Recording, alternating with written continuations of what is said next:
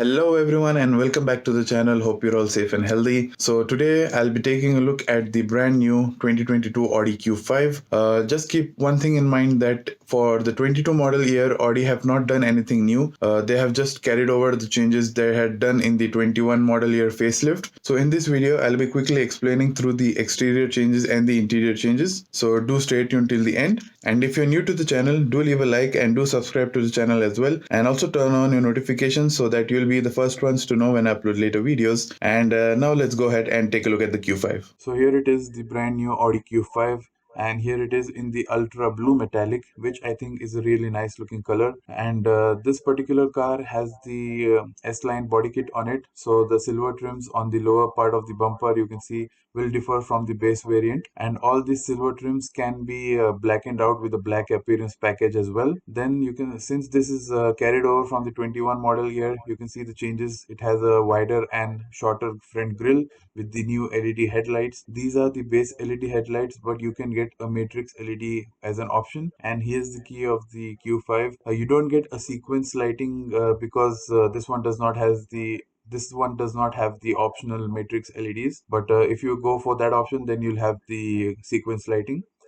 Then here's the side profile of the Q5, which is virtually unchanged. You only have some new alloy wheel designs, and the side skirt you can see in silver trim. That's a part of the S-Line package. And this one has the 20-inch rims, which are 55 section tires with a 45 series sidewall. The base actually comes with the 18-inch rims, but you can obviously go up to 21s. The 20, I think, is a good compromise between ride quality and looks. Then let's move on to the rear section of the car. So the facelift also introduced some changes over here that you can see in the form of the new tail lights. So you have the new interior signatures inside that, and if you go for the higher end trims, or if you go for the LED matrix headlights, like I told you, you also get OLED tail lights, which you can change the interior design of, like the headlight signatures. Then down below, since this is the S-Line trim, you have some diffuser style design, but unfortunately you do get fake exhaust as well. All this silver trim around the exhaust, the fake exhaust, and above it as well, you can black it out if you want with the black appearance package. Then let's move on towards the interior. So here's the interior of the Audi Q5, and this was also updated as well. So you have all the new systems like the Audi virtual cockpit with the MMI navigation on the center screen. I think it's a 10.25-inch screen which was newly introduced in 2021. You can see it's pretty responsive to the touch, and it's just like using an Android tablet or an iPad. And you also get Android Auto and Apple CarPlay as well. Then down below you can see we have this open pore wood design, which I think looks really good. Down below we have the drive select options and the hill descent control, parking sensors, and all that stuff. Then up top, here's the climate control system. You can see we have the digital readouts in the climate control gauge or the dial. Then these blank buttons are actually meant for the heated and ventilated seat option, because this one did not have that, and that's how you switch off the system. Then below we have the start stop button with some storage space and a USB port and a 12-volt socket as well. So here's the center console in gloss black, which I'm not a fan of, but you do have a small storage space over there in the front, and you have another small storage space where you can keep your key. And here's your gear selector for your 7-speed automatic, which is nice to hold. Then that's your electronic parking brake, and that's your auto hold. This is your volume control knob, and you do have a wireless charger. I hope you can see that. I think it's optional. It doesn't come as standard, but it's a slidable tray. If you slide that wireless charger back, you have two cup holders of decent size, and they are heated and cooled as well. Then this is the steering wheel, and behind the steering wheel you can see we have the cruise control stalk. Then you have your indicator stalk with your windshield wipers as well. These paddle shifters, though plasticky, but they feel good. Then these are your light controls, and that is to control the brightness of your digital driver's display. So this is the digital driver's display, and you can see when you press the view button, it reduces the size of the displays around it, like the speedometer and tachometer, and you can go through the different menus like the navigation, your mobile settings, then your radio controls, and back to your vehicle information. That's your favorite button, which you can assign different functions to it, like the call assist or anything, a voice assistant and stuff. And here's your door trim. So you have nice soft touch materials up top. You can see the wood trim right over there near the door handle. And this one has the brown leather interior, which I think looks really nice. That's all your window controls with the side mirror controls. And you have your memory seating as well up top if you saw that. The material is really nice and high quality. It doesn't feel cheap. And you have your speaker system down below. And you also have your button to open the tailgate. And you also have a decent amount of door storage. So here you can see we have some controls for the lights, and these are LED lights as well, as you can see right now. There we go. And those are your controls for your panoramic sunroof, which covers the whole length of the roof, and it makes the cabin feel nice and light and airy as well. Here are your visors with your vanity mirror and an LED light. I think it looks like a halogen light up top, and that is to hold your parking tickets and stuff. Then you have some storage space below the armrest, which is, by the way, very high quality and soft to touch as well. And you can see the armrest stays in any position you keep it in.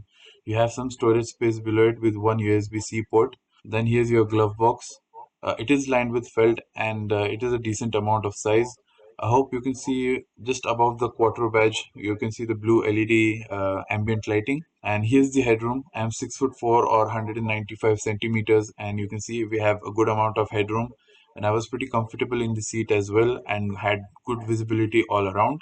So now let's move to the rear seats. So as you can see, when since the driver's seat is set to my driving position, it doesn't look like there is a lot of space. So as you can see, I fit behind myself in the driving position, but I did not have a lot of knee room.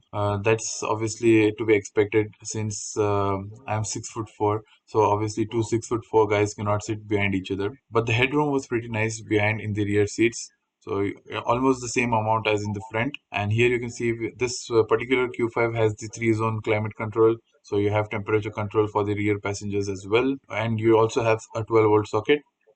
And here's the armrest for the rear seat passengers, and it's a small size but pretty high quality, and I do like the design or how they have integrated the cup holders.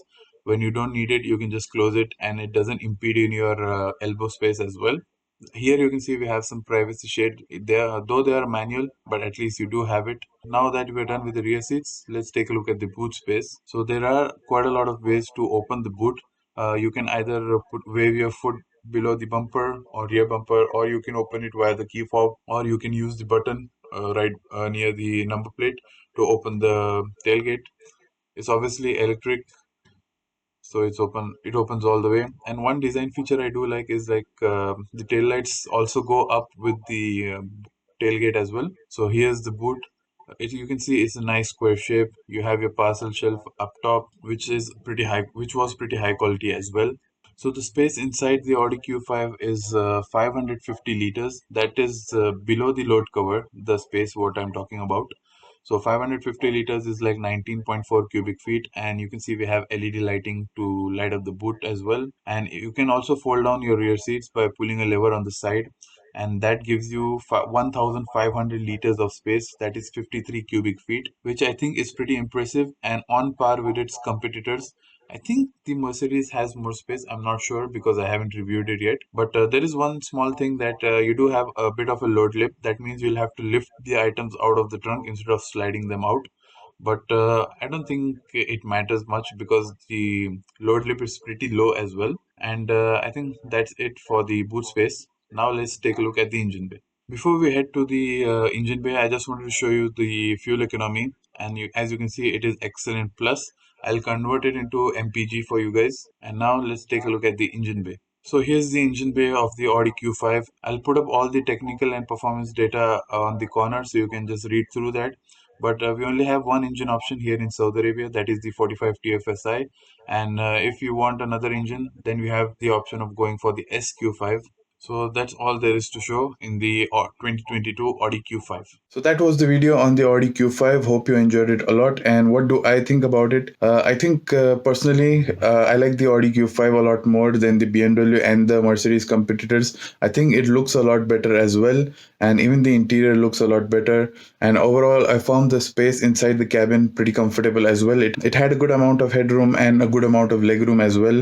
Not at the rear seats, especially if I was sitting behind myself. But overall, I think it's a good car, especially for the people who will be driving around in the city and they know that they don't need a lot of sporty driving dynamics. For that, obviously, you have the BMW as an option. And if 260 horsepower is not enough for you in this Q5, you have the option of buying the higher powered SQ5 for a lot more performance.